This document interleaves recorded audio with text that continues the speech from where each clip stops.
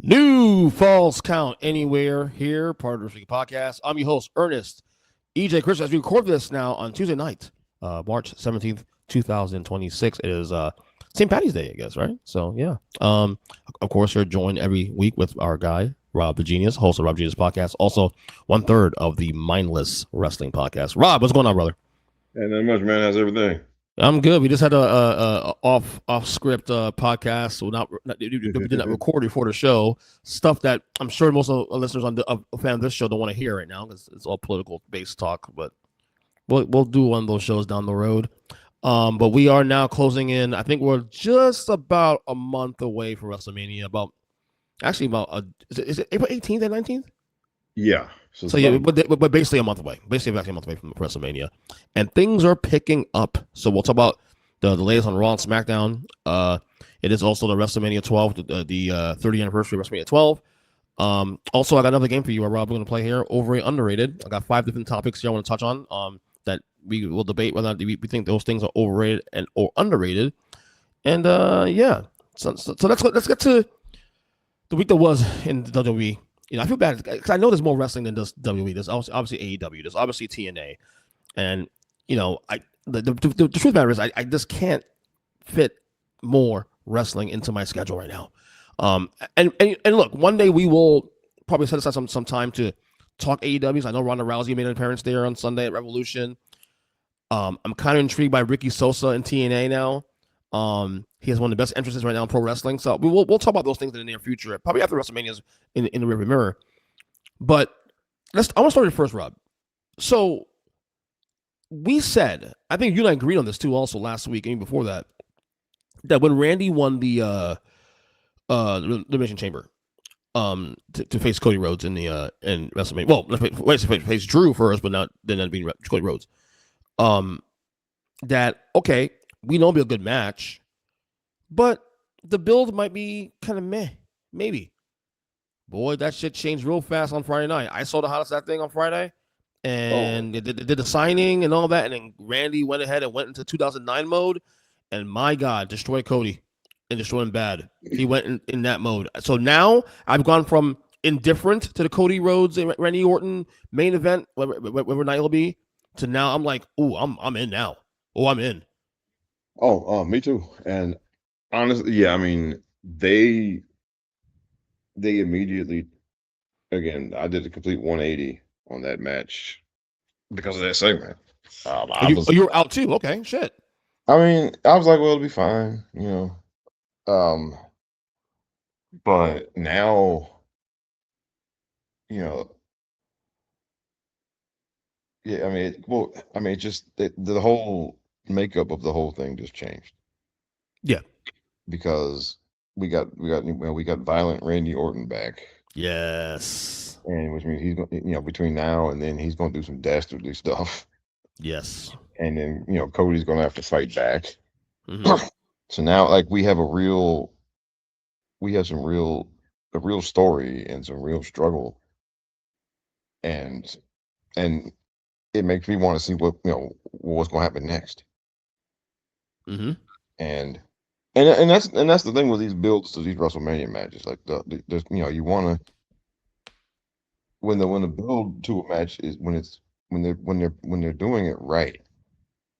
It makes you want to tune in and see okay, well, what direction is this going to go in next.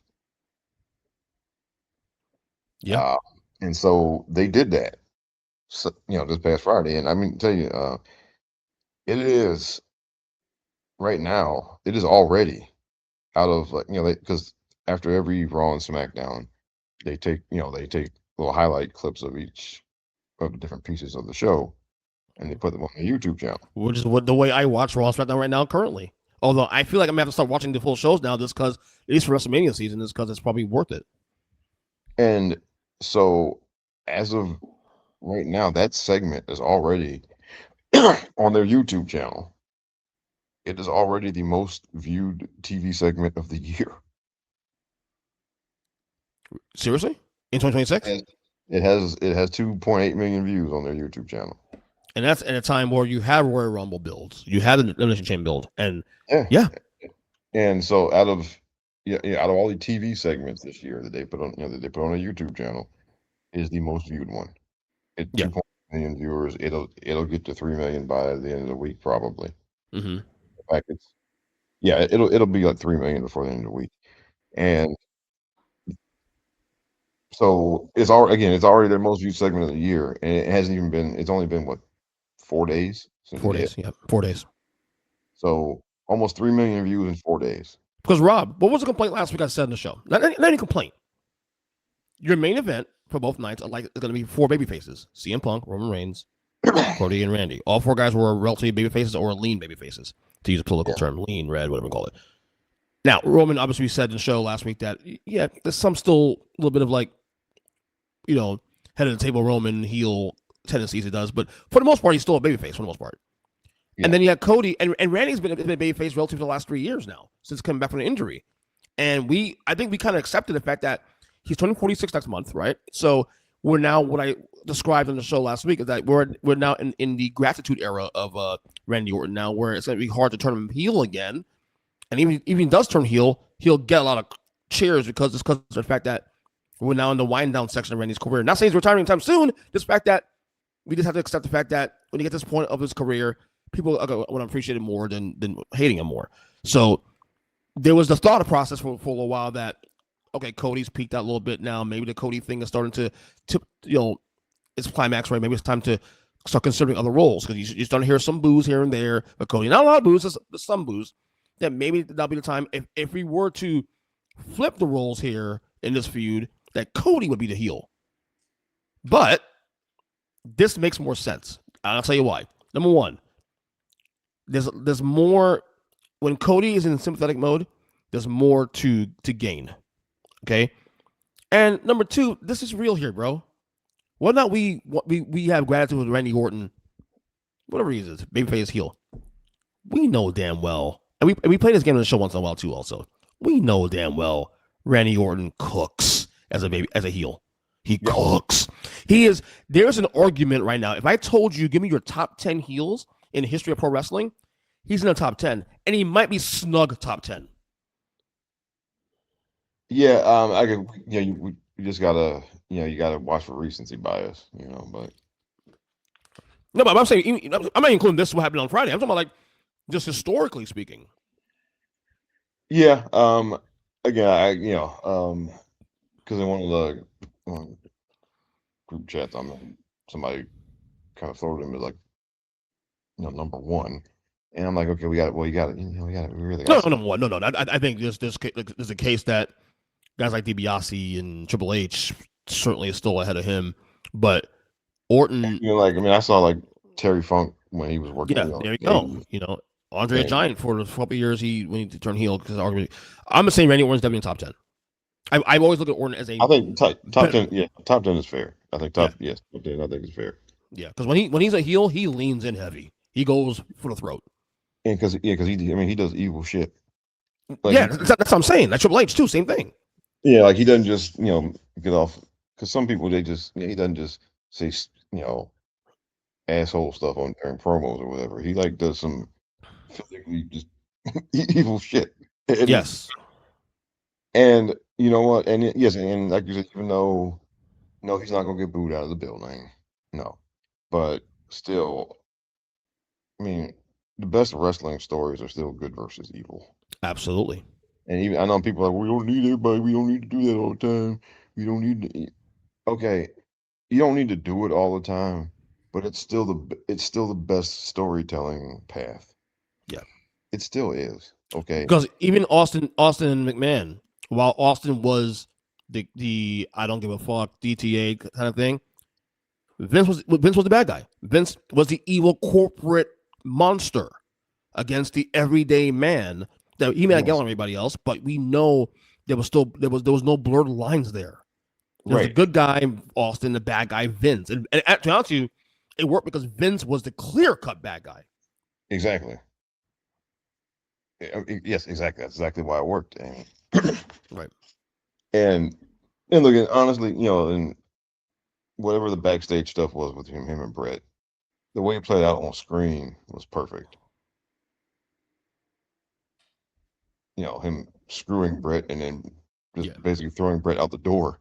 I mean, that was the perfect way to kick off becoming like the evil corporate boss. Yeah. But yeah, I mean, but it was good versus evil, and when the mega powers exploded, Savage turned bad.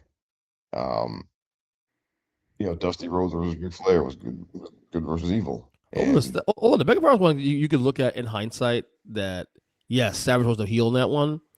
But if you took away the how you treat Elizabeth after at the end, like through that segment in backstage, because that was what made him evil well, was that treating that was Elizabeth. that was the hook. That was the That was hook the to hook. him. You needed that because if you take away that, there's an argument that it's still split because Oh Savage yeah, was kind of the right feeling what he felt.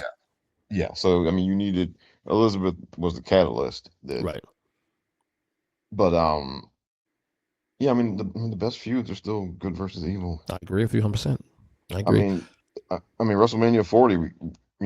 That whole thing with the Rock, the final boss, and all of that stuff, and I mean, that got as big as it did because they turned it into a good versus evil story, and they built Roman up as this evil character for what over three And years. and to be fair to also The Rock, he had been a heel probably in about 20 years at that point, if I'm not mistaken. Yeah, and then he cranked it all the way up to 11. Oh, thank God, because I can't see that WrestleMania 40 working the way it did if he was still a babyface. And to be Oh honest no. with you, the plan. I mean, we still speculate whether that was real or not, but we do. Most people still say that the plan was for The Rock to be the relative good guy, but then Cody was red hot, and people wanted Cody by hook by crook to be the champion at some point, and so The Rock was leaned into it. And to be fair, the story they told at the end of that run was the perfect story. Yeah. Now look, I still maintain that I find it hard to believe that was not a work. I mean, Mm. it just yeah, I just I mean, because okay, if they were dead serious going because then they're idiots. It's one of those things. If you know if that whole thing wasn't planned, then I'm Wait, so, sorry. so you're saying you thought the Rock turning heel was the plan? I think so. Okay. I think both sides are believable. Well, yeah, but To be fair. it's just what? No, it's just again, if all of that was a shoot, then they're idiots. Mm. Because you couldn't be. I mean, I'm sorry, you are because it's just stupid um, to book Cody to win the Rumble Yeah. and then come in there and be like, oh no, we're not going to do that. Ha, ha, ha. Yeah. You know, and then for somebody who wasn't even, I mean, no, I just don't see it. I mean, I guess my question now for you is now that Cody got his beat down from Randy, and then Randy he goes in the ring and sits down with the belt and just sits down. And but I love the visual there too. Also with that, we have 4 weeks now of 4 weeks now of programming ahead of us now before WrestleMania. How does Cody respond? That's the big well, question now. but that's the fun part. They turned it into a thing where now you're interested because Yeah. because I did not want.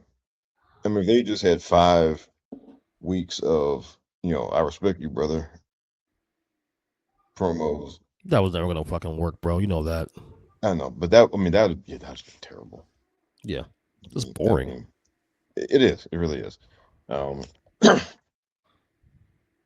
so I mean, the crowd is going to react however they're going to react. I think, because I mean, like Roman got cheered a lot during his title reign, but when there were a couple of times when it was time to get the crowd to boo him, Oh, they booed him. they did.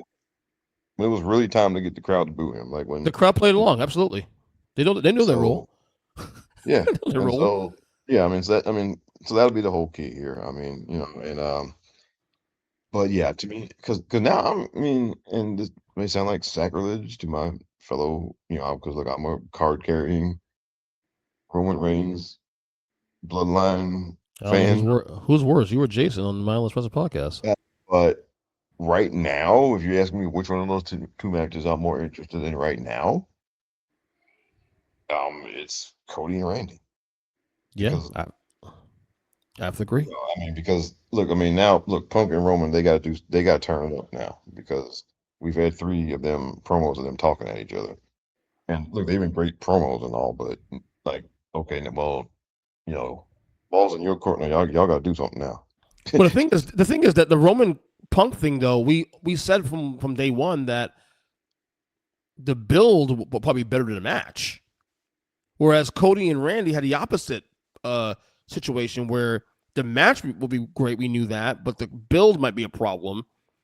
But they fixed the they fixed the build part on the Cody Randy side, and then now it's about the match for the Roman Punk side. Although I would argue now, with 4 weeks of programming ahead of us now, they do need to ramp up the a little bit more. I mean, the talking is talking, but I mean, they made contact last night, obviously, with the you know Randy, not Randy, sorry, Roman trolling the shit out of Punk.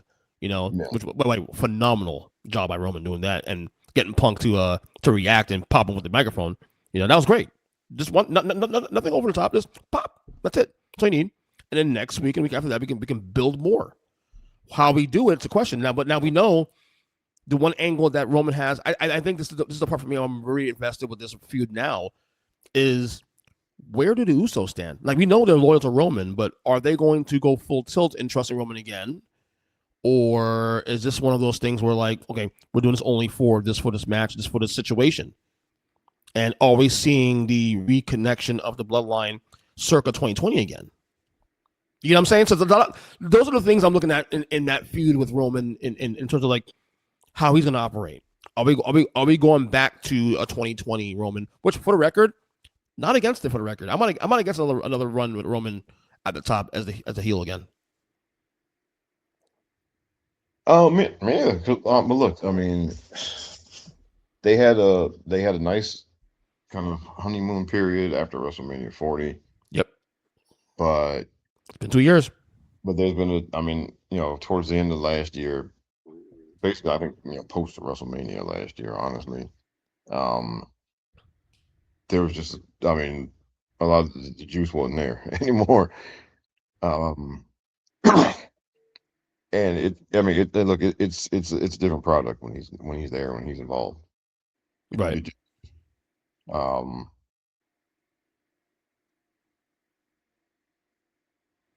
although I don't think he's going to be like the exact same type of character he was before because he's not really a heel now. So I think but yeah, I think it's time, to kind of get the band back together. Yeah. Because again, it's been 2 years, and yeah, I think it's time. I think, and so, and it's but going back to this, I mean, look, Cody was really getting the signs were there that he was starting to get a little stale, Yep. and now, like now he's got something to fight back against,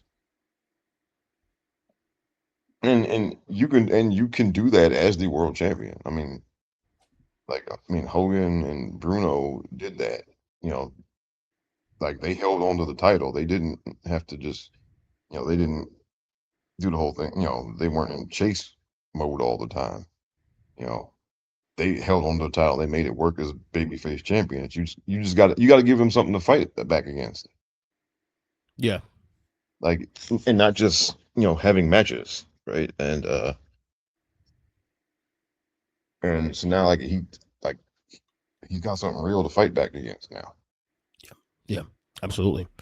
Um, the other big story from this weekend, well, Raw last night, we first off the Oba Femi Brock thing. But before we get to the Oba Brock showdown, the whole lead up, Seth Rollins and his minions, when they call that. What are the name of those masked men now? Is there a name for those guys yet? No, not yet. And Okay. honestly, Anyway, I think those are a bunch of his students from his wrestling school. okay, whatever it may Yeah. be. Brock comes out during his whole segment there. Love the Brock beat the fuck out of all those guys for the record. Yeah. And for the record, Brock Lesnar at 47, I think, or 48, looks incredible. He looks almost as good as he did in 2002.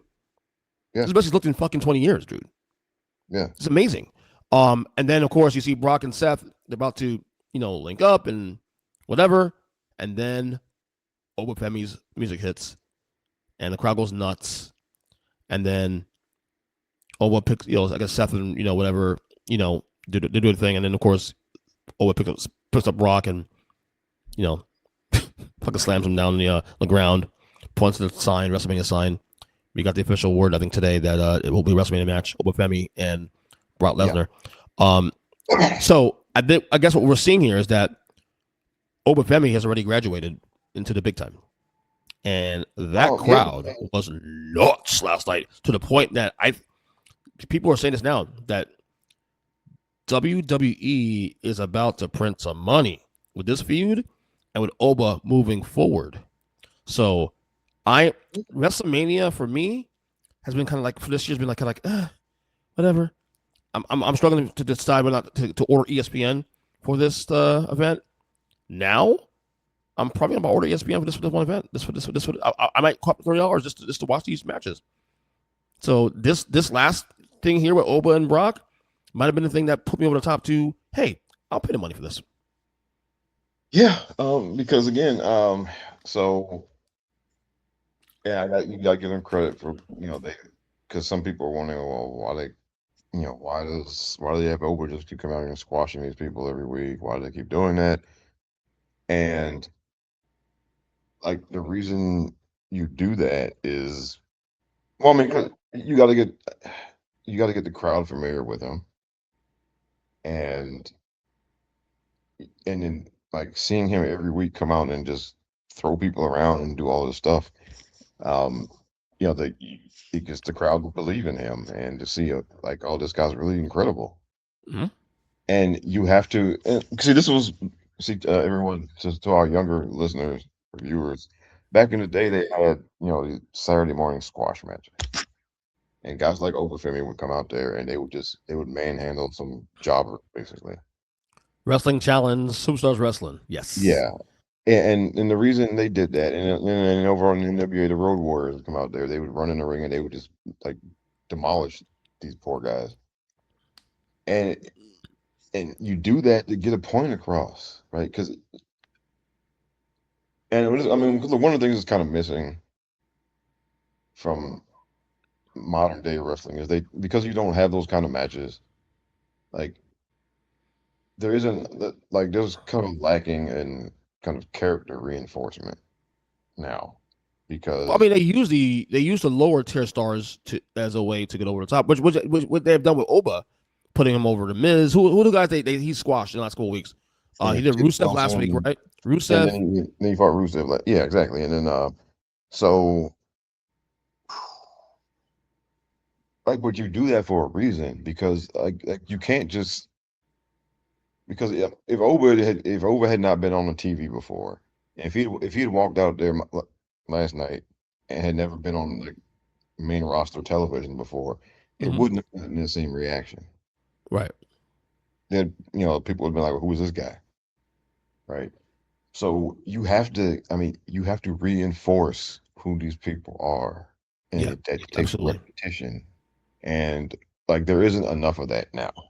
Because like like they need that. They don't because they don't wrestle as many matches as they used to, right? Right. Even like on TV, and like you need that reinforcement. You need people to see this guy over and over and over, so that they get it, so that it registers with them. Okay, oh, okay, that's who this guy is. Oh, who's Oba Femi? He's the guy that walks out there and he does the strut, and then he gets in the ring, and then he does he throws people around, all this kind of stuff, right? Like you need to reinforce an identity for everyone on that show. So that's why that's why they didn't have him pick a show to be on. They had him on both shows, and they just had him doing all of these squashes and all of this stuff, right? Just to drill it in people's heads. Those are because most of the audience does not watch NXT. They don't. NXT has about anywhere from 500,000 to 600,000 people watching it every week, Yeah. and and Is it possible that maybe him wrestling Cody on a main event late last year may have helped too? I'm sure it did. I mean, yeah, I mean, yes, And then the Rumble, of course, he was at the Rumble, wasn't he? yeah, I'm sure all that did, and then but still, I mean, just the constant reinforcement we've been getting week after week. Yeah. Matters. It matters. It matters for the people because most of the audience most of the audience are not like us. Okay, like again, like I think they're not thinking about it and talking about this stuff all IWC, every little thing. Yeah, that's true. right. Most of the audience, they watch the show when it comes on. They watch Raw on Monday. They watch SmackDown on Friday. And if they miss it, they miss it. That's how most of the audience is. Okay. So you needed to have this guy coming out there doing this week after week after week, so that those people who only watch the show and who don't necessarily watch it every week will have seen will have gotten several chances to see this guy. So now they see how impressive he is. They see how big and strong he is and all this kind of stuff. And they already know Brock. So then now when he comes out to challenge Brock, now, this is a guy that you've seen run through all of these people. So now him coming out there to challenge Brock is a big deal. Whereas if he had just showed up for the first time last night, it wouldn't have been a bigger deal. Like they wouldn't have reacted the way they did. But now, because they've gotten familiar with him, and look, I mean, there are people people making videos doing the walk, the way he walks to the ring. There are people making videos of themselves doing that. Like it's like really catching on. Yep. And so now that you've done all of that, now when he comes out there to challenge Brock, it's a huge deal. And I mean, it's already, look, I'm gonna tell you, it's after the 2 world title matches. No matter what else they put on that card, after the 2 world title matches, that's the most important match. I totally agree with you. This is literally the future of the company. And because Oba Femi, the way he's being built right now in the last 3 months, it actually reminds me of Brock 2002. The same way. He got fast tracked pretty quickly. He debuted in April of 2002, and by June he wins King of the Ring. By August he's world champion over The Rock, the biggest guy, top guy in the company at the point. And I say top guy because Austin at that point was out of the company because he was, he left the company at that time. So it's literally parallels to each other. This is literally. And especially if they put him over Brock, especially too, which I wouldn't doubt it. Brock is one of those guys. He's humble enough to know the situation, and he will do it. He's done it in the past. That, this is similar to what he went through 24 years ago, and this is literally you nailed it. I'll go further than this, because the main event matches are what they are. They're not very important in the bigger scheme. That is important to the storyline and moving forward storylines for the next year or so. But bigger picture, this is the biggest match on the card, and it's not even close. because this is the future of WWE here. Because the way they build Oba Femi as though he is the future, the top guy of this business in the next 10, 15, even 20 years. Yes. And also, I mean, and look, I think this could potentially be it could be the best match on the card because it's going to be it's King Kong versus Godzilla, and Brock is motivated. I mean, because I mean, Brock is one of the easiest people to read whether or not Oh, without question. whether or not he's motivated to, or whether or not he likes the person he's working with. He's one of the easiest people to read.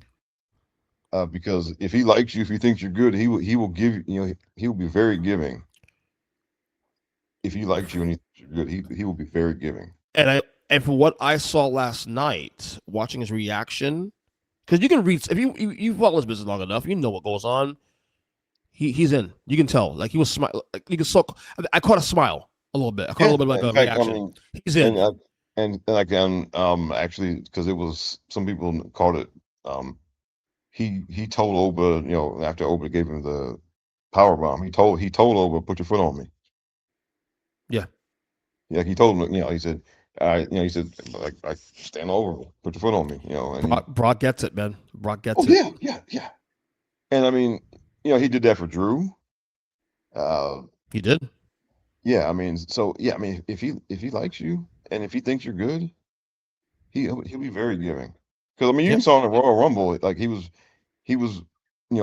like he was excited to be in there with Oba at the Royal Rumble, and then conversely, in the same match, he had nothing for Ilya Dragunov. He was just couldn't be bothered. Yeah. He was just like, get this guy out of here. And Yeah. and he was that way with Braun Strowman. He had no use for Braun Strowman at all. Yeah. We yeah. That was.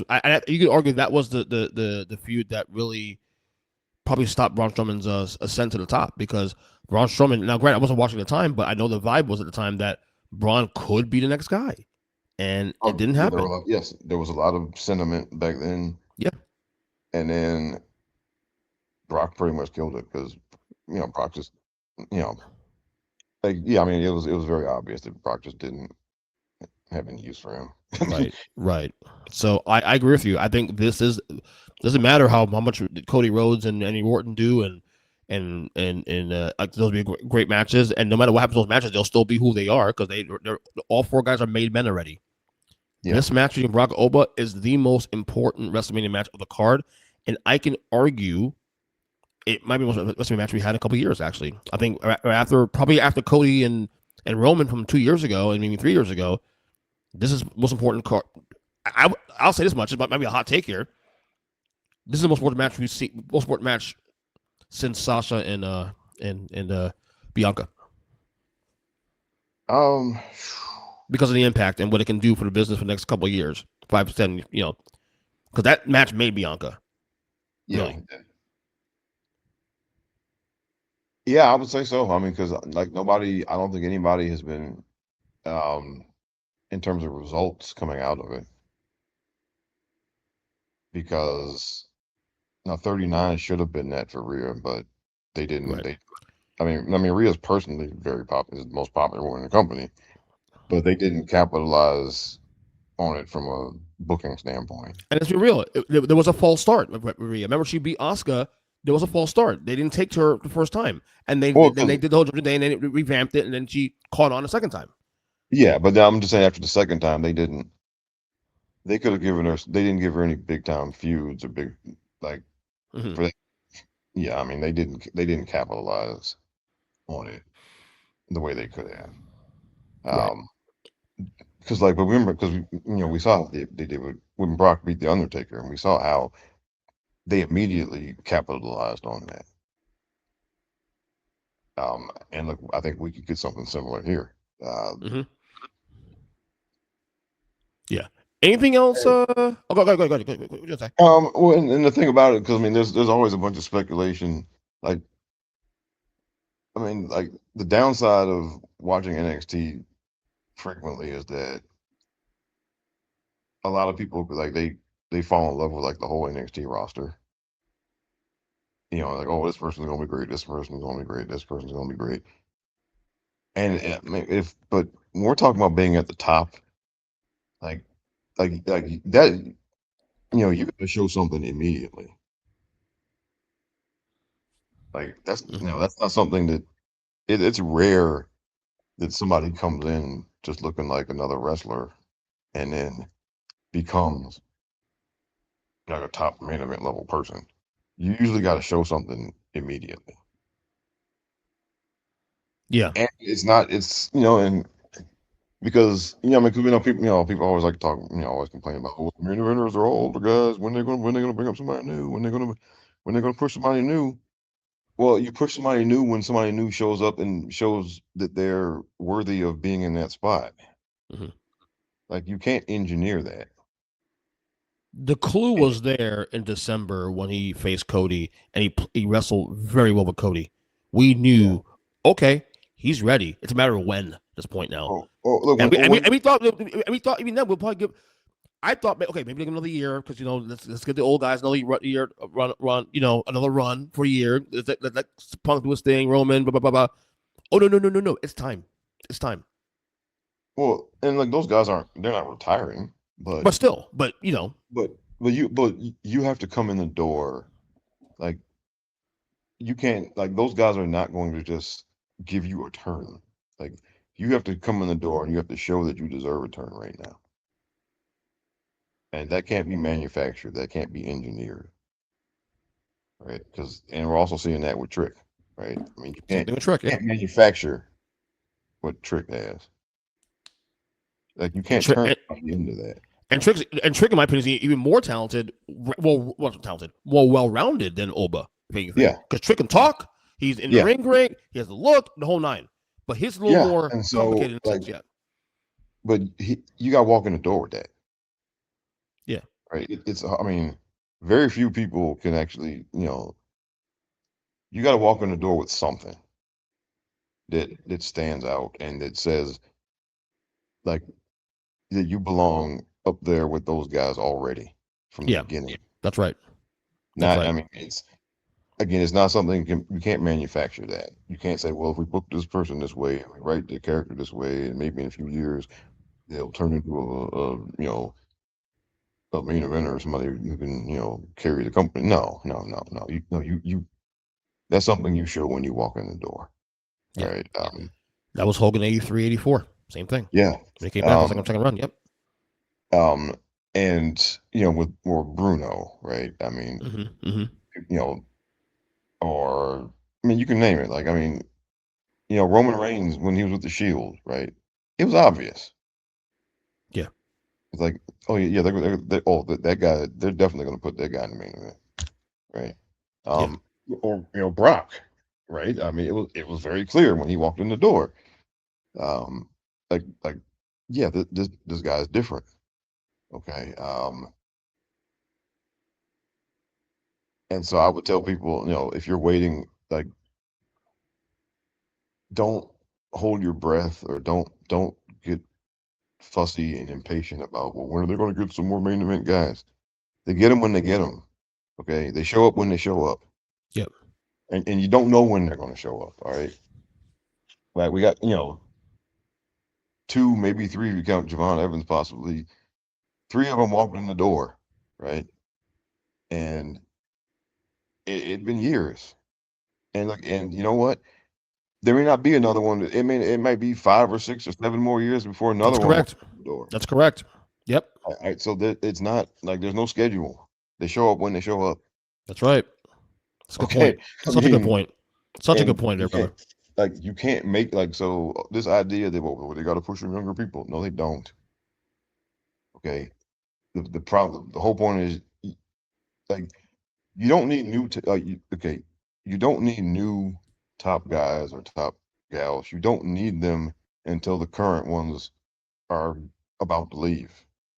That's when you need new ones. And I would tell people don't. So stop trying. Don't try because everybody wants to rush everything now. When do they need some new main eventers? Well, 'cause they just got some. Okay, and again, they may not get any for 5 or 6 more years, Hmm. but they got some now. The same thing happened in Aunt when they got Seth and Roman and Ambrose, and of course that's when Cena started to fade a little bit, and of course when that point, and then they became the top guys a couple years, and now those same guys, Seth and Roman, of course, are starting to they're not going to retire anytime soon, but they may do start doing movies, they may become part time, and so and Randy's fading also too, all those things. So now's the time to start developing these guys because we have the punks right now for a little while, but all these guys are in their 40s or in late 40s or fading out now. So this is we also waited on the men's side. We waited. This actually, to be honest with you, because I don't even count Cody because Cody came back. It took Cody going to AEW to reshape everything because Cody was there before. So I don't even count Cody as a fresh new guy because Cody had to do a whole revamp of his character, another company to get over in WWE again. So, Rod, to be honest with you, if we are to believe that Oba Femi is the future's, let's say, obviously we're forecasting 5-10 years down the road, top guy, right? Or one of the top guys, anyway.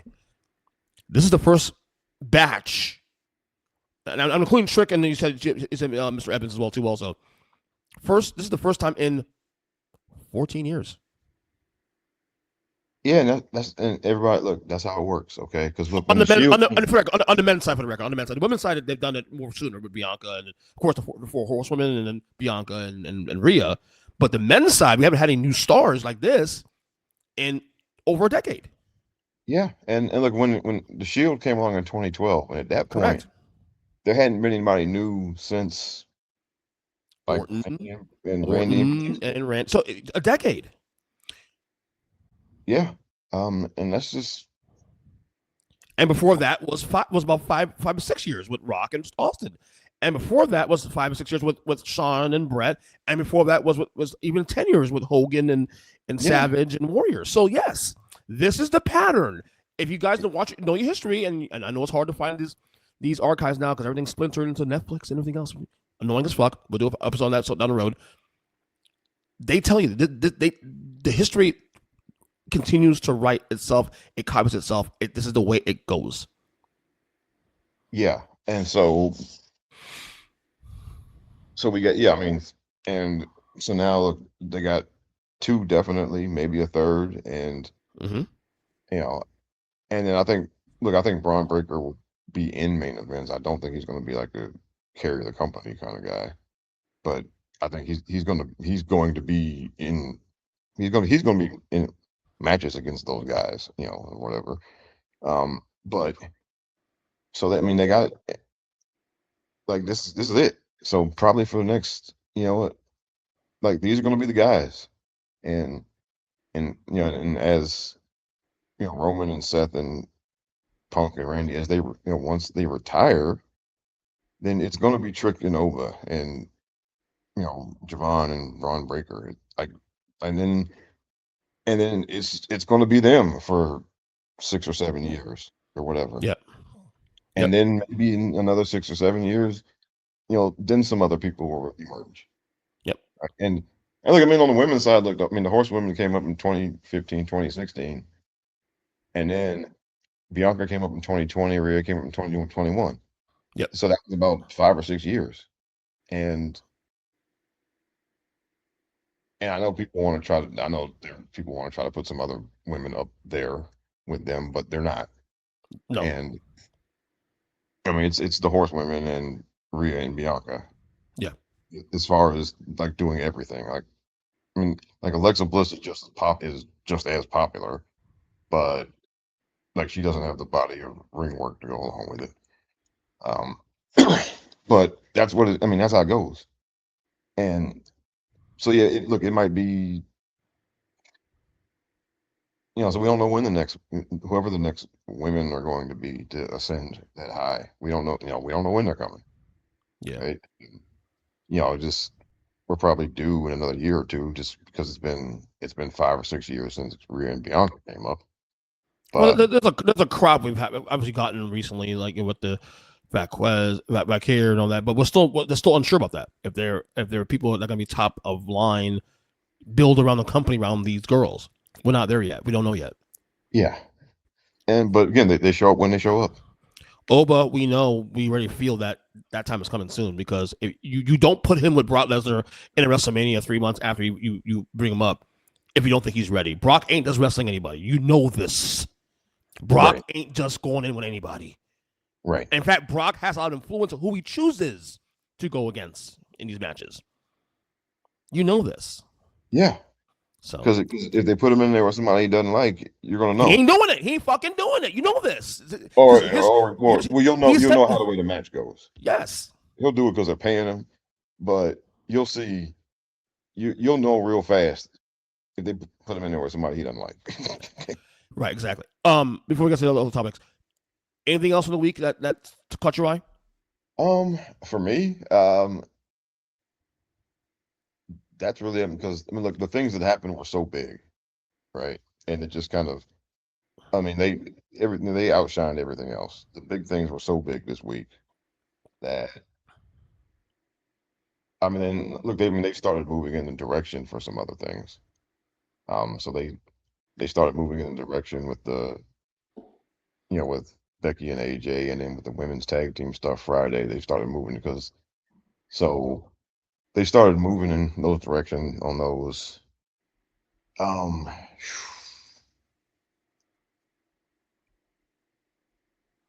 but other than that, I mean, there's just we got 5 more weeks, so they got a lot of other stuff to flesh out. Can I be Now honest with you quick though? I know how you feel about this real quick. I should have cut you off quick.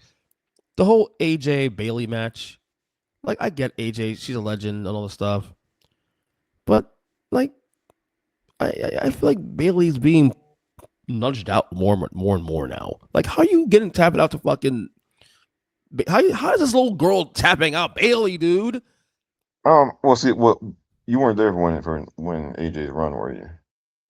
No, I know she's really good, but Well, like if she was really popular, I mean, okay, would you put Bailey AJ had a Bailey? If you look at two women, not right now. I'm just talking about height of powers and work.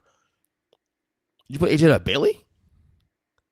no, I'm saying but it doesn't make sense to me. Look, I agree.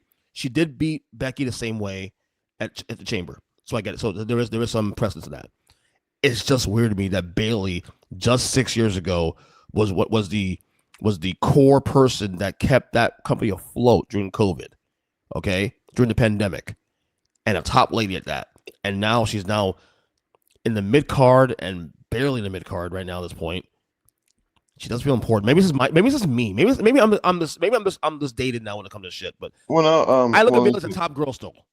well, all right, so again, so now I'll stipulate that I do not work there, so I don't know This is what's just an going on. opinion, buddy.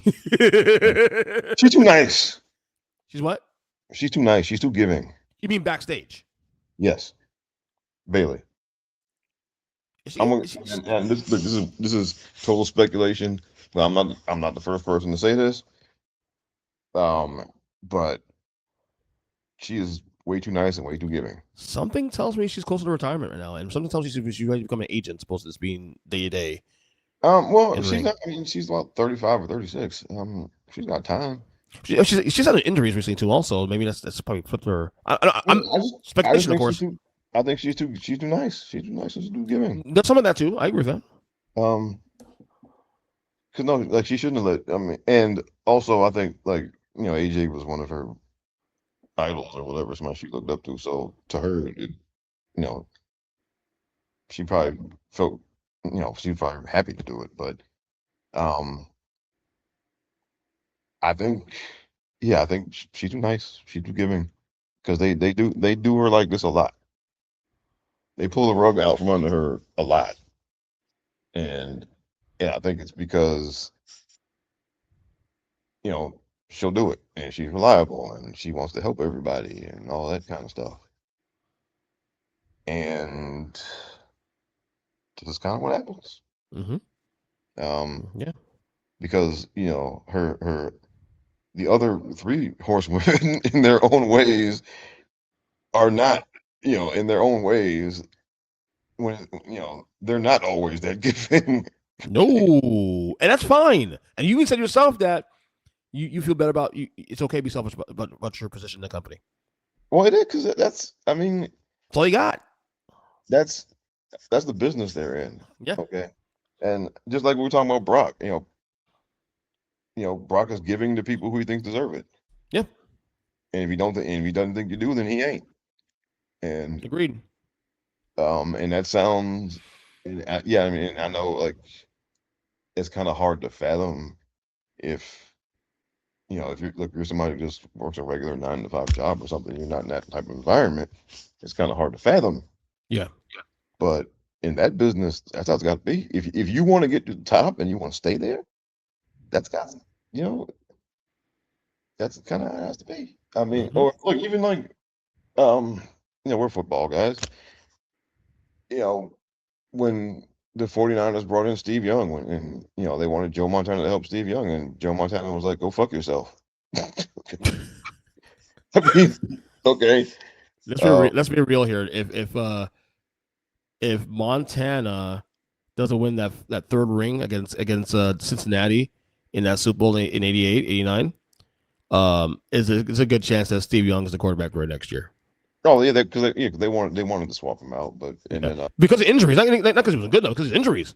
yeah, and then but and then Brett Favre didn't have nothing with Aaron Rodgers, Yeah, and same reason, right? Like, no, you're not. yeah, No, I'm not helping you. yeah, And and then all throughout, I mean, there's plenty of, or like with Peyton Manning, they had a Peyton Manning had a jobber for his backup everywhere he worked, everywhere he played. yep. You know why? Because I'm Peyton Manning, and that fucking guy's not getting on the field. Okay, Exactly. okay. I mean, I mean, that's like when you're up at that level, that's what it is. Yeah, If you want to get there, and you want to stay there, like who's Tom Brady's backup? Don't remember. Nobody knows. Garoppolo. Okay, well, for how long? For a year or And, two? and there was talk about maybe him, but then he went another two Super Bowls. Like, oh, we can't do Oh, that. that year that Matt Castle almost took him to the playoffs. What happened after that? Matt Castle got traded. Yep. That's different though. Tom Brady got hurt, and Tom Brady went 18-0, not 18-1 the year before that. That was never going to happen. But whatever. Yeah. But yeah, I guess you're right with that one. But yeah, Bailey probably is too nice. You get it. I get that. I So mean, anyway, there's rumors and kind of speculation that her contract is up soon. Don't know when exactly, but I mean, a lot of people already got her going to AEW. I no, mean, her best friend's there, so it would make yeah, sense. and yeah, I mean, a lot of people already have her going there. So Well, we'll see. We'll see how it plays out. So, yeah, all righty. Let's do over underrated first before we get to the anniversary talk here. okay. Game of over. I'm gonna give you 5. It could be it'd be a match, person, an item. What may it be? Over underrated. Let's start it first. I feel like we've done this one before, this first one here, but we'll do it anyway. Overrated, underrated. No, actually didn't do that. It was heel face. I apologize. Overrated, underrated. Becky Lynch. Ooh, um, I think at different points during her career, she's been both. Um, I would say at this point, I think it's all kind of evened out. I think there have been times where she was overrated. I felt she was overrated, and there were times where I think she was definitely didn't get the credit she deserved, or wasn't getting booked as well as she is. And so I think by now in 2026, I think it's kind of evened out. So Okay. I would say properly rated. Okay. Here's what I'll say. You asked me this question like literally 4 years ago. I would have said grossly overrated. Grossly. I used to call her the ultimate warrior of the women's side because yes, she was over in 2019, 2018, the whole nine. The man, she was the biggest star in the company, actually, male or female, for a good year or two. But I didn't see, like, she was obviously charismatic, but I didn't see everything else. Like, she wasn't as in ring as good as Sasha or Charlotte, any of these girls, Asuka, you name it. I could give you like 5 or 10 girls right there who are better in ring than her. But what has sold me on Becky in recent years is her character development. She's been able to adjust. She's been able to reinvent herself. The big time Bex thing should not have worked, and it has worked twice. Um, In fact, like we've done this before with her in terms of heel versus face. Like is she better heel or face? I still say face, but her heel runs have been pretty decent. I think what really got my respect for her went through the roof when she put over Sasha at WrestleMania 40 of 39, where it was 38. Put over Sasha. Not Sasha. Bianca. Sorry, Bianca. I meant. That was like, oh, okay, and they put on a great match for the record. Great match. And that's what sold me on Becky bigger picture. So I would say still maybe a little overrated, but definitely a far cry where she was 4 or 5 years ago when I would say she was grossly overrated. I still think there are other women in the company right now I would still take over her, honestly. But she's closer to probably rated like the same way you have it in comparison to where she was 5 years ago. Trust me, because I was not a fan 5 years ago. Honestly, not that I was a fan. I just thought she was okay. I get it, but I don't. So all right. Next one here. How about this? The Buried Alive match. Is it overrated or underrated? Man, they haven't done one in a long time. Yeah, I know. I'm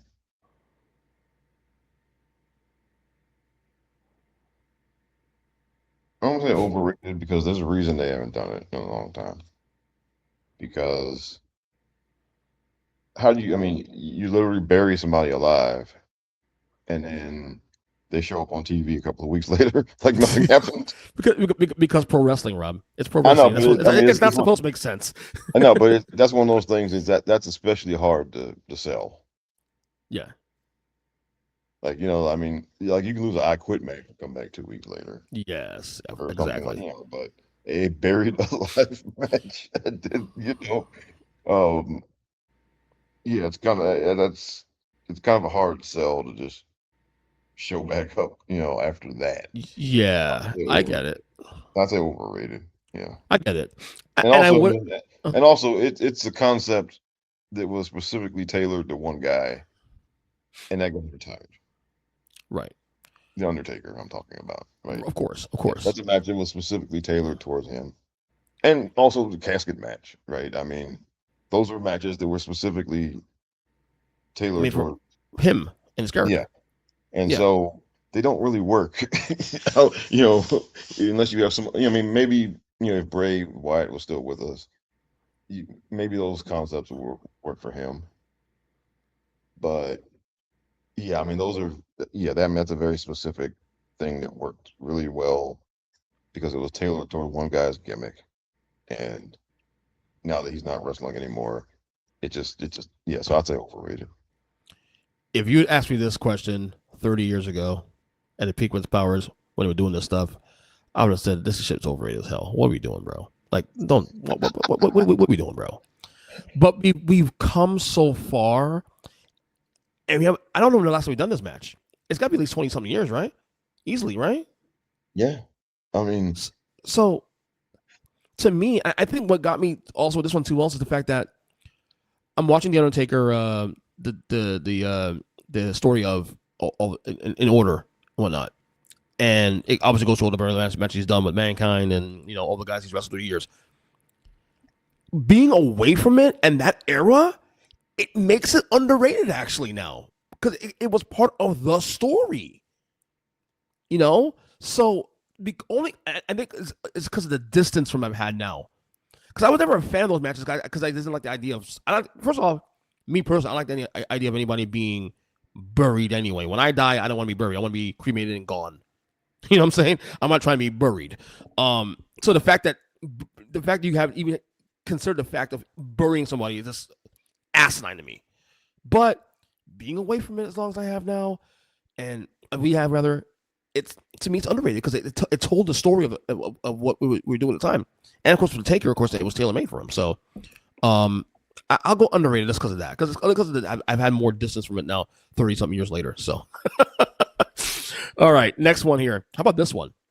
The Trump administration's secretary of Secretary of Education, Linda McMahon. I'm talking about on character, of course. I'm talking about her. Not talking about her as a person. It's her character on TV. I'm saying overrated because she was never good at anything. I agree with you, man. She didn't do anything, dude. She wasn't good at anything. She was terrible at every aspect of being an on-screen performer. Yeah, And so if anybody out there, if one person thought she was good, then that's enough for me to say she's overrated. yeah. Because There's no way she's she's there's no way she's underrated. No of way. the four McMahon, she stuck like a sore thumb, and it wasn't for a good reason. Like Shane was No. great, Stephanie was great, Vince was great, obviously. Yeah. Linda couldn't talk. Linda took bumps, yes, sure, but she didn't do anything significant. There was nothing really there. Yeah. Overrated, grossly overrated. Oh Like, yes. I get why they used her because it was part of the family. I get it. I'm not against it, but the execution was not great. I'm sorry, it wasn't great. They should have honestly. They should have hired somebody to play Linda McMahon on TV. Yeah, but of course you're not going to do that. I mean, the connection to McMahon's is hard to pull that off. At least back then, anyway. So I get it. All right, two more here. How about this one? The SmackDown Fist. Remember the Fist on I SmackDown? didn't watch. I wasn't watching during that era, so for me, it's overrated. I don't care. It's it's good for its time, but I don't like too much shit in my ramps. I like my ramps simple. Give me a Titantron. Give me a little bit of bells whistles, very little, and call it a day. Overrated for me too. Also, yeah, my old, yeah. So what? I don't care. My old Fuddy Duddy. I don't give a damn. It was just too much for me. I'm not saying it was bad. It was the same. It wasn't for me. It was just too much. I will say this much for SmackDown. It did give it its own personality though, because that debuted around the time they started the brand split. So it gave SmackDown its own thing. Okay, the Fist SmackDown. That's our show. So you know what? Maybe it is a little underrated, I guess, in hindsight because of that. Again, but granted, I wasn't watching at the time too. That's why I checked out. So okay, fuck, I go underrated. That's because of the nostalgia factor of that. Okay, fuck it, underrated. Barely though, barely. I also like simple ramps though. I don't like all this crap. So I'll give underrated. Fuck it. Okay. Finally, this might be controversial. We'll see. Nikki Bella. Well, underrated. Uh-oh. Why?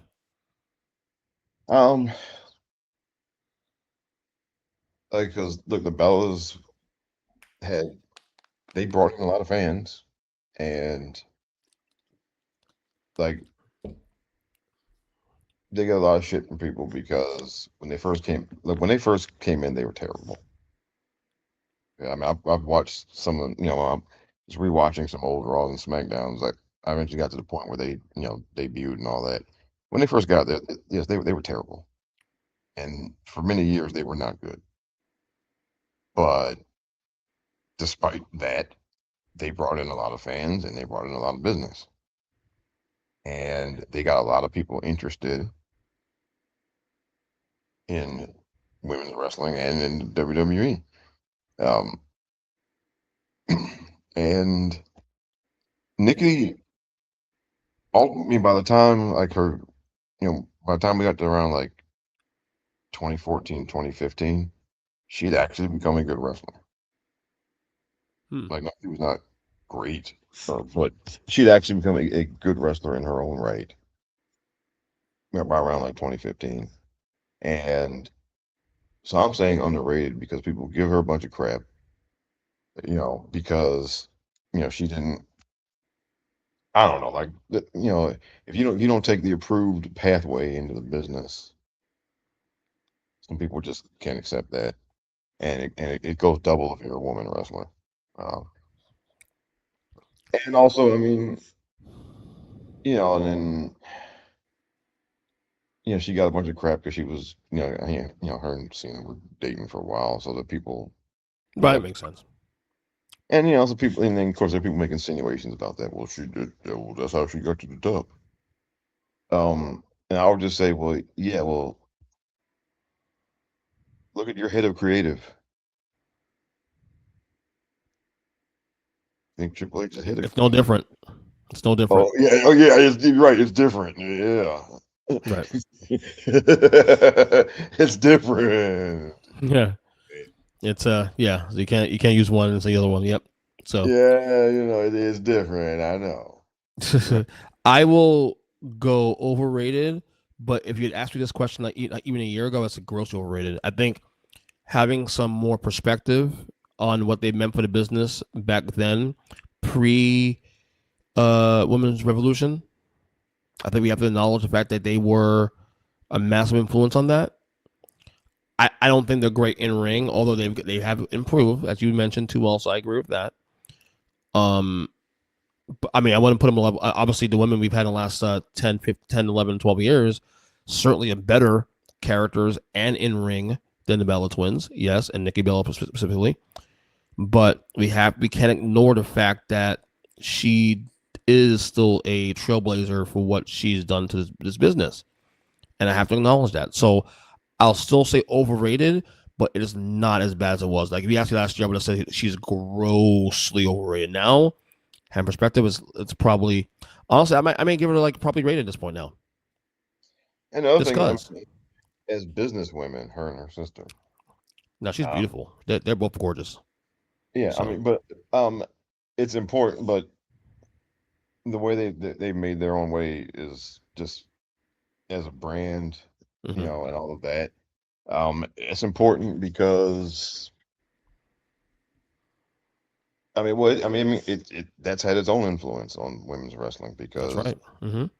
when I first came back in around 2012, there was a big exodus of women wrestlers, and because like they weren't getting paid worth a damn, and they weren't really allowed to, do anything else outside, and so a lot of them just quit Mm-hmm. because they could make more money doing other things, you That's know. right. Yep. That's very true. Um, and so Nikki and Brie have both kind of paved the way for women wrestlers to create opportunities for themselves, Mm-hmm. business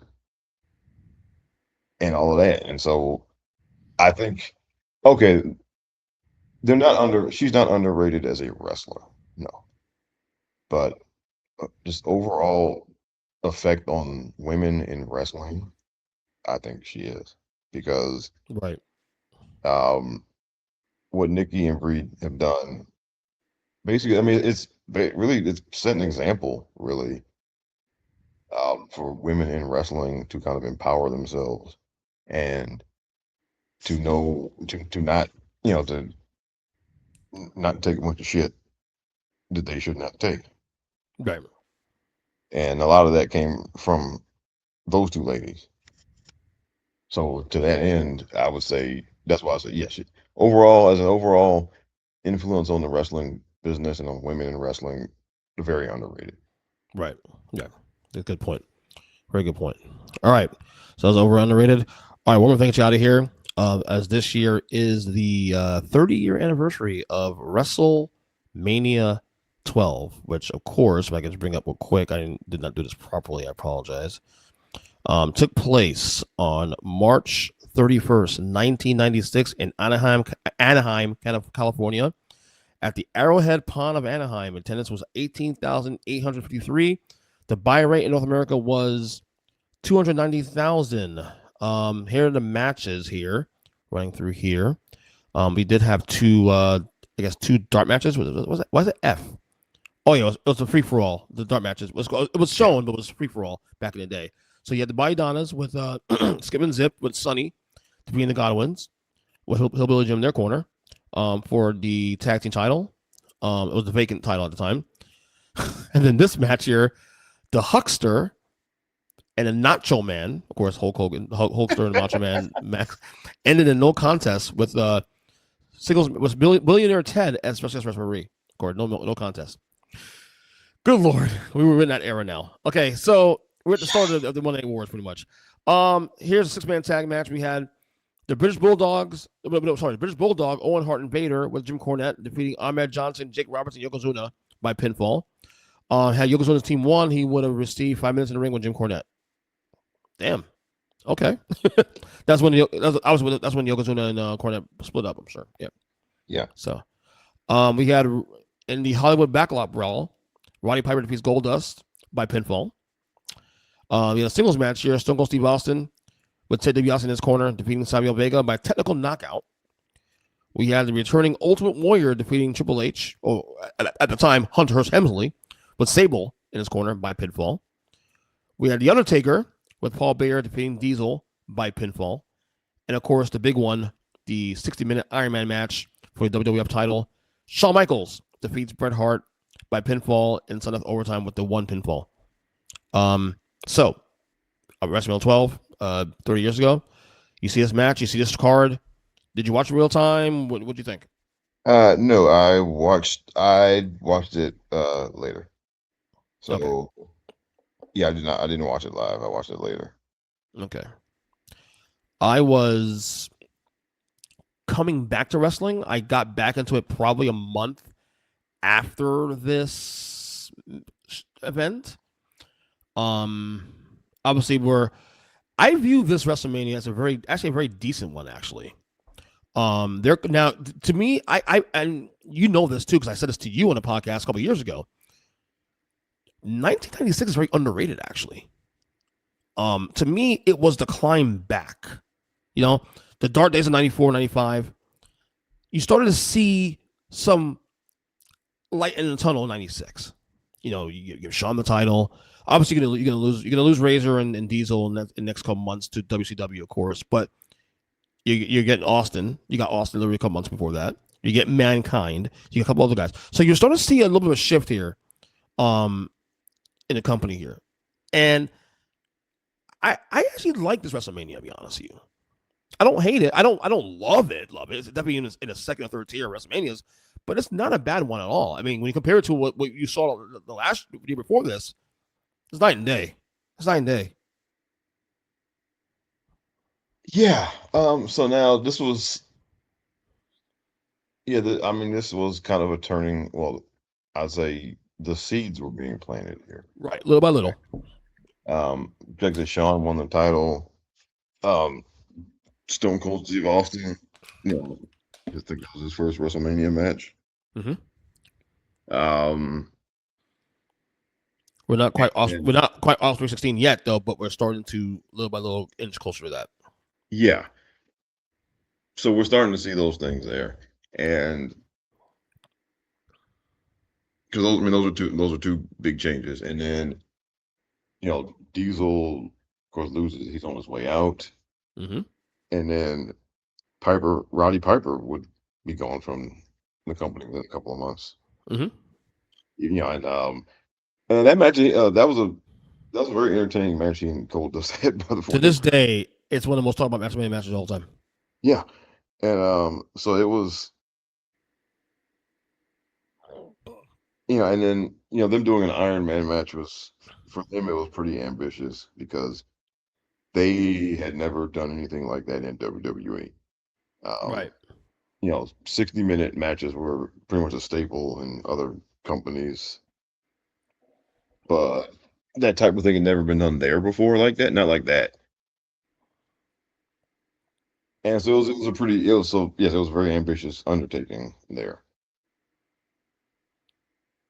I agree. But, now this was also a time where like the roster was a lot smaller than it once was. And so they having a 60-minute match was also kind of a cover for the roster not being that big That's very true. That's so true. and not not having a and not filling out because when they're at full capacity as far as their roster, WrestleMania will be like 12, 13, 14 matches. Mm-hmm. And this one was how many? Like what? 7, I think total. I think 5 on the main card. I think. Hold on. So you have 8 total, 6 on the main card. Okay. Yeah. And of course, one of those matches is the freaking Huckster against Nacho Man. What are we doing here, bro? Yeah. Yeah. And like, so, seriously. doing this match, having that match go an hour, I mean, it was in a way, it was kind of the cover for the roster being a lot smaller than it was. And then, so there was a lot of good stuff on the card, and then of course there was the Ultimate Warrior disaster. Right. And that was Jim Cornette has a whole like in his archives that like Oh yeah, I heard that before. It is he ripped him bad on that Oh, one. it was brutal, man. No, And it was it focused on this match alone. Is it just this last run in general? no, it was the whole process of him coming in and all of that type of stuff. And Right. it wasn't even it wasn't so much about the match, but it's all the bullshit that you know The that came along. dude no sold a fucking pedigree Oh yeah, and then so bad. yeah, yeah, Can we talk about the Iron Man match? Of course. So yeah. I've been told by a lot of people through the years because I remember for a long time people were like, oh, this match's amazing and it's really a really good match. But a lot of people also too say that this match is very overrated. Um, yeah, Do because you agree with that? Do you agree with that, Simon? um, well, I mean, yeah, because for me, it didn't hit like it was supposed to because one, they didn't have any pins during this first 60 minutes, That was the problem. No pins. and that was the problem because when you do Iron Man matches, you know, you have some pins, right? And look, I mean, yes, of course, it always comes down. Like, it comes down to the wire. Like nobody gets blown out in an Iron Man match. You know, like nobody gets like nothing, and then that's just how it ends, right? It always comes down to the wire, and you know it's going to. Yes, and when it gets to the closing minute or the closing seconds, you know it's going to be tied. You know, but this was tied 0-0, and Right. so they're just. I mean, part of the drama of those matches is somebody gets behind and then they got to catch up, right? And so by not having anyone take a pin, that was there was no drama there, really. And now, look, if you go back and watch it now, Hmm. and just watch it as kind of a just to see how they executed the moves and all that stuff, you might feel better about it. Yeah. But I mean, yeah, just the no pins thing, and then also that they kind, and then so it's just, and the difference is like when they had hour-long matches back in like the NWA or the AWA or whatever, you didn't know it was going to be an hour, right? You didn't know going in how long the match was going to be. Right. It just happened to last that long, Right. right? And here you knew it was an hour, and then if you really pay attention, obviously, then once they get past a certain point, when you get to like 45 minutes or 50 minutes, and nobody's Right. going to pin, then you're kind of like, okay, well, what's really going on here? So Right. Yeah. I Yep. mean, Totally agree. I mean, just Totally agree. I think the way the match was laid out didn't help. They should have had some more. They should have had at least a couple of pins along the way. That would have added some drama, some suspense to it, and they didn't do that. And I think it's another one of those things where that match. I mean, if you had seen it, if you, I'm trying to think about it because if you had seen a 60-minute match in the NWA, you already seen a better version of this. So the people that this was supposed to appeal to had already seen a better version of it, right? Yeah. I mean, if you'd seen Ric Flair and Ricky Steamboat go 60 minutes, which I think they did, then that was a better version of this. So if they were trying to appeal to you by having a 60-minute match, you already seen a better one. Right. And I mean, honestly, and so I just think that's what I think it was I mean, it wasn't a bad match by any measure, but I think for what they were aiming for, I don't think they hit it And to your because point, it was to cover up the lack of a roster, but at the same time, this match didn't need they didn't need a 60-minute time thing. And if you're gonna do that, you should have done it correctly. That's why they screwed up. If they added more pinfalls, I think they'd been received. Obviously, the best part of the match was honestly the end of it when they did the return to the ring, got to continue the match, and you see Bret Hart getting all pissed off, and little like a loogie in his mouth, and of course, Yeah. what? But like I said, I WrestleMania 12 for me is a positive one because, and look, I know one day you and I are gonna do this on our project or one of our projects, but ranking WrestleManias and stuff. And what is it? This is not top 10 for me. It's definitely not bottom 10 for me. It's probably in the it could be argued to be in the high 20s and maybe in the low teens, maybe depending on how you look at it in context. But I look at the WrestleMania 12 for me as more of this is like to me the turning point of the company again. Like we're not Attitude Era quite yet. We're not even quite early 97, Brett and Austin. But this is the starting point of getting out of the dark days. Because as I said before, 1996 WWE is not that bad, bro. And it's actually really good. There's some good things going on in 96. And this is start of it. And you go through the rest of the year. You get Taker and Paul Bearer breakup. I know DJ's not a big fan of DJ Minder, of course, our guy on the Earnestly podcast, your partner on there too. Also, not a big fan of HBK's run here to Click. I get all that, but you get something new here. Sean's champion. He's still having great matches though. You can't deny that. I mean, Brett's gone for a little while. You get Brett back at Survivor Series in a year. You've seen the first season of Austin. You know what I'm saying? You get Mankind. You know what I mean?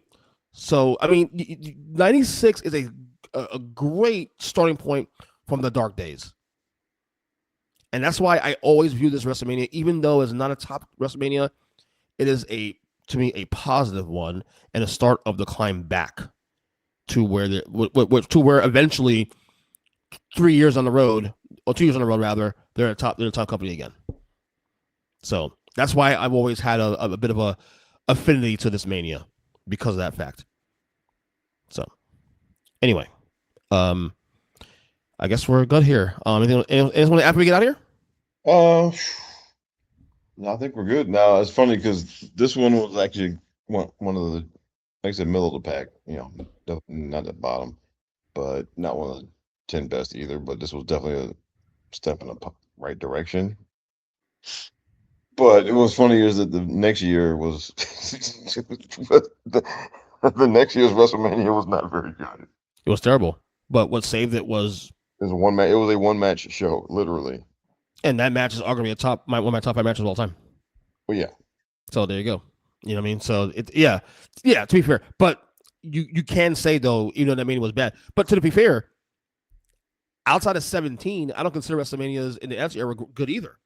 So it's one of those things where like okay, but the TV was good though. TV was great in 97 though, I thought.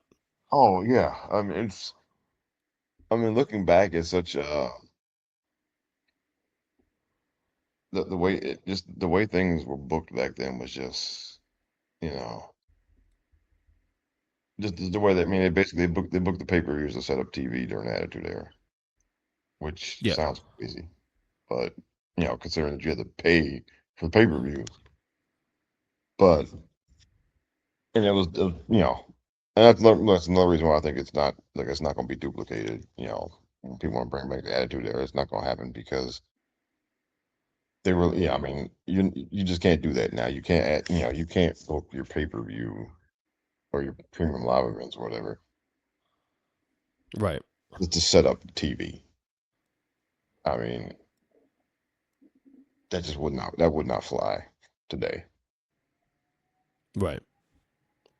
Good point. Anyway, Rob, what's going on, Robert Jean's podcast, Mine's Wrestling Podcast? Anything going on with that? Well, I'm recording some stuff. I'm going to talk about. I've been trying to think of what to say about all this, awards season stuff with the movies and all of that because I didn't see any. You mean the Oscars? Yeah.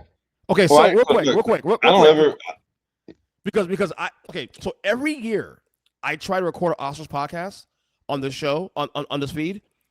And every year I fail because when I get the movies, historically, it's way past the time. I have like a limited a month or 2 months to watch the movies.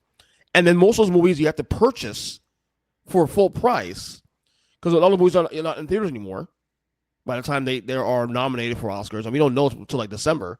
So I'm limited in time. And then by the time I want to do the podcast, I have not seen the movies yet and I have no time. So this year I tried it again.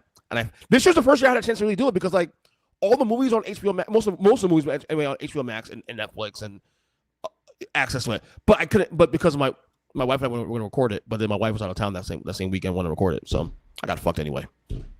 Because honestly, look, I don't. Most years, I don't even watch the movies that get nominated for all the awards. You know, and I didn't watch any of them this year either. Why is that though? Because I mean, normally the kind of Oscar bait movies are just not my cup of tea. Are you not a movie guy anymore? Oh well, no, I am, but I like superhero movies, and I like Star Wars, and I like okay. stuff, and Jason Bourne and Mission Impossible. Okay. I'm not watching A Beautiful Mind or that type of stuff. Because I through the years I've shifted. Like when I was growing up, I was definitely a movie guy or a TV guy, and then in the last 15, 20 years, that shifted for me now. Now I'm a TV guy now over a movie guy. Like I'm more now. I don't watch the Emmys, but I'm more apt to watching the Emmys over the Oscars because I watch more TV shows than I do movies now. But I'm trying to get back to movies though, because movies are actually easier to watch because it's only 2 hours, 3 hours, whatever you call it, and then you're good. So you think it'd be easier to do that, but then some of the movies aren't really all that great. And the movies they pick to Oscars, honestly, are like some of these movies are not even like you're not even thinking about. Yeah, I'm not interested in most of the movies that get nominated for a bunch of Oscars. I'm not. Normally, I'm not either. But there were some movies I saw the list this year though. And some movies I saw and they were like, that's interesting. Like I haven't seen Sinners yet, but apparently Sinners is pretty good. Yeah, well, I'm not a horror movie guy, so right. So, but maybe next year I'll try it. Maybe next year I'll make sure I get a read on what movies going to be Oscar ready, and I'll get a head start and maybe finally get the fucking thing done. But anyway, go ahead. I mean, my interest was really just in more of the kind of, for lack of a better word, off the field stuff. Right. Because like every year, I think is it Vanity Fair? I think one of those magazines, they publish these like anonymous interviews with like Oscar voters, and I swear those are some of the worst people in the world. Oh, don't get me started on voters, dude. Voters are morons and morons. A lot of them don't even watch the movies. They don't watch all the movies. And a lot of them, they vote on fives, or they vote on like whether or not they like the director. Like they're saying, I'm not voting for him. I can't stand that guy. Right? And then there's some people, it'll be like, oh well, we gave the black movie all the awards last year. We really got to do it again. Yeah, for real. I mean, they'll say that because they're being anonymously quoted, and some of these people will say stuff like that. And my thing is, say with your fucking chest. You want to fucking say with your chest. Because I guarantee that when they do it next year, there's going to be somebody saying if there's some black movie that's nominated for a bunch of stuff, one of those voters is going to be like, well, we gave Sinners 4 awards last year. Do we really got to do it again this year? I mean. Oh God. But so to me, that was what my interest was in more so, and like the implications, and so I was thinking something to say about that. But well, you're not solo show in a couple of weeks though, because you used me like 2 weeks ago to put in some time. You know what I mean? So yeah, I know. By the way, that podcast got a good feedback actually. My friends listen to that podcast and cool. Okay, they liked it. Like we're glad to hear that. All right, excellent. So yeah. So maybe the next week or two I'll have something up if I can, because if I end up not doing the Oscar stuff, then I'll pick some other topic. There's always something to talk about, bro. You know this, bro. Yeah. There's always something about. Anyway, so you got also follow Rob, of course. Minus Wrestling Podcast, of course. That comes of course on Thursday. Every Saturday comes out on Chair Shot Radio Network. Of course, Roger Genius Podcast every couple of weeks when he decides to do it. Of course, I am on X at EJChristian7. Follow us anywhere. Of course, part of the Earnestly Speaking podcast. We'll talk to you guys soon. We'll be back next week to talk about more wrestling as we are continuing on trek to WrestleMania 42 and later.